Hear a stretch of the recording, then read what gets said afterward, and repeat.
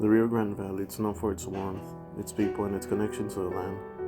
But under all that beauty, a quiet danger flows through its waterways. This is one of the canals that reside in the RGV, a place that provides food, water, and recreation for local families. Today, it is filled with trash, oil, and chemical waste. Families still fish here, children play nearby. Most people don't actually realize that what looks like calm, still water may actually be toxic. In this documentary, we will explore how canal pollution in the Rio Grande Valley affects the environment, public health, and the lives of people who live closest to it.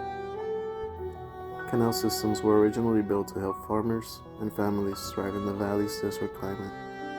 But over the years, industrial waste, illegal dumping, and poor maintenance have turned these waterways into channels of contamination.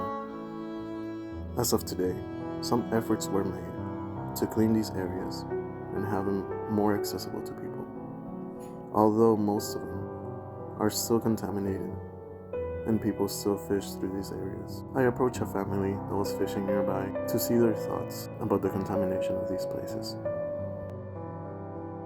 ¿Qué es para usted lo primero que ve en un canal así cuando viene a pescar? Ajá. Sea. Can I say it in English? Yeah. The sea. I like the sea, the view. Okay. It's pretty relaxing. Yeah.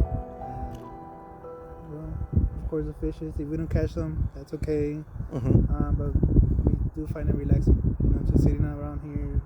The breeze is fine, perfect. Yeah, that's pretty much what it is. So you guys are more for like passing time? Yeah. Yeah. Okay. What do you guys think about the like the areas like this when they're like polluted? Like the water looks it looks green, Dirty. it looks dirty, like it doesn't look like safe. Yeah. Like, would that affect you going into that area to fish? Honestly, yeah. Yeah. It would. It would affect. Especially if the fish is like they look bad, Mhm. we'll probably just toss it back in. Yeah. You know, the clean ones, of course, we do take them. Mm-hmm.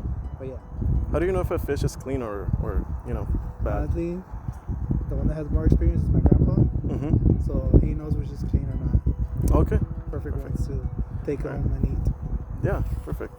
Yeah, because I hear a lot of whenever people dump toxins on the water, like the water gets polluted, and that's where the fishes live, of Yeah. course.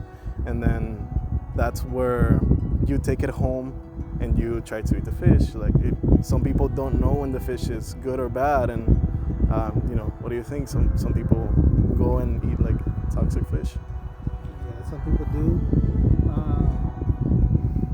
It depends. It just depends on which fish you get or not. Yeah. Okay. Perfect. That'll be That's it? Yeah. All right. To understand this issue more deeply, I conducted a case study observation and brought with me one of my relatives to see their first impressions about the Edinburgh Canal. My goal was to capture both the visible reality and the emotional truth behind canal pollution. During my visit, I recorded the appearance of the water and the types of waste I have found. So, what are your first thoughts of the canal when coming here? It's pretty green. It looks like it hasn't been taken care of. Looks very polluted, unsafe. Look, another one. By the looks of it, do you think that anybody really takes care of this place really often? I really doubt it, based on its condition. So people sometimes come here and fish from the area. What do you think of the people that eat the fish from here? Would you eat a fish from here? I couldn't imagine myself doing something like that. It looks heavily polluted and dirty. By the looks of it, what do you think people dump in these places? The basic litter, like water bottles, chip bags, anything nobody uses, gum, wheels, toxic waste, oils, just anything that could really make the river toxic. The first thing I noticed was the smell. It was sharp and chemical. The water was green, cloudy, with foam even being visible in some areas. Around the area, I have also found waste, plastic waste, black tires, and plastic bottles. There was no warning signs, no city workers, and no one cleaning up.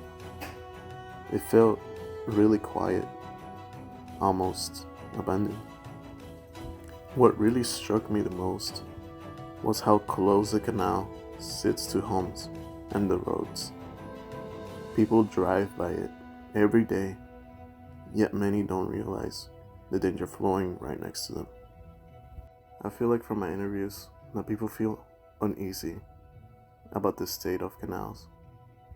People shouldn't have to worry about checking if their fish are toxic or worry about the smell around the area or just wanting to take a walk.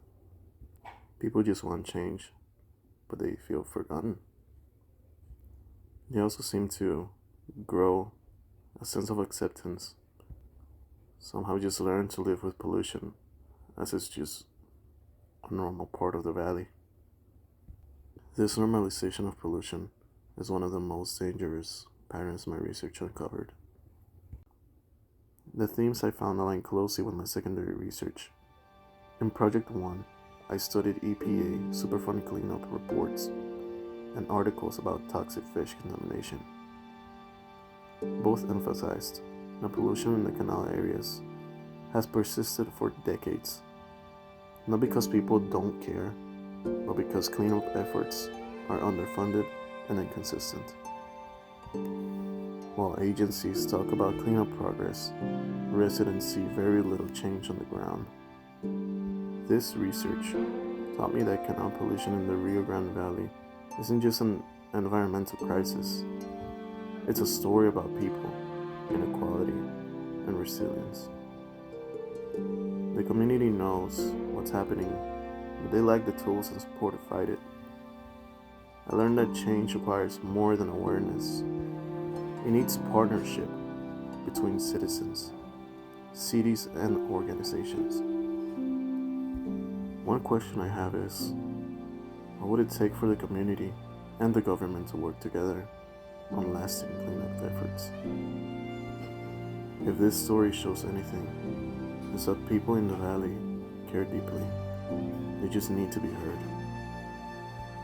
Pollution in our waterways doesn't just poison the land, it poisons our future. By learning, speaking up, and working together, we can turn toxic waters back into living ones.